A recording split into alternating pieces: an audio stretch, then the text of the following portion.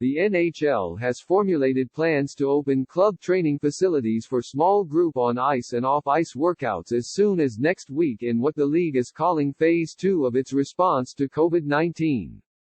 The league has steadfastly avoided putting a timetable on a potential summer return, but if all goes well in negotiations between the NHL and NHLPA and governing health bodies allow, training camps Phase 3 could begin by late June.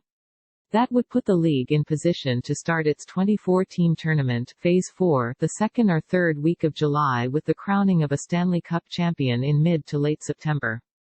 Under these protocols distributed to players by the NHLPA on Monday before the 22-page memo's official release by the league, no more than 6 players at a time will be permitted in a club facility.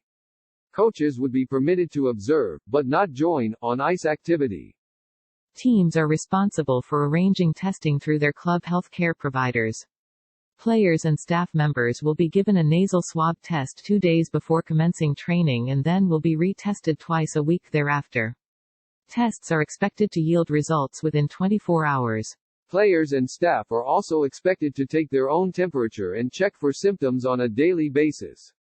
As well, temperature and symptom checks must be performed daily at the entrance to the club facility.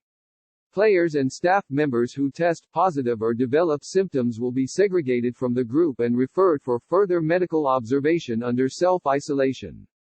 Advertisement. The league states that the overriding principle of testing of asymptomatic players and club personnel is that it must be done in the context of excess testing capacity, so as to not deprive health care workers, vulnerable populations and symptomatic individuals from necessary diagnostic tests, publicly necessary testing. Players returning to their teams' respective home cities by public transportation, including commercial air travel, must self-quarantine for 14 days before joining the Phase 2 small group workouts.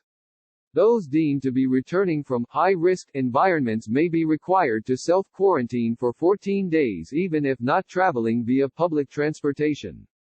All personnel are expected to maintain social distancing, with players and staff members required to wear cloth masks except when working out on or off the ice, if not possible to maintain 6-foot spacing between parties. All personnel are required to wear masks when entering and exiting the arena.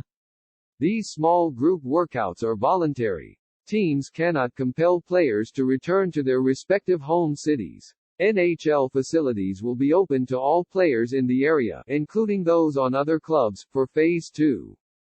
The NHL and NHLPA are expected to resume negotiations Tuesday on an agreement covering all outstanding issues relating to a summer return to the ice. The parties have agreed on the general framework of a 24-team Stanley Cup playoff tournament.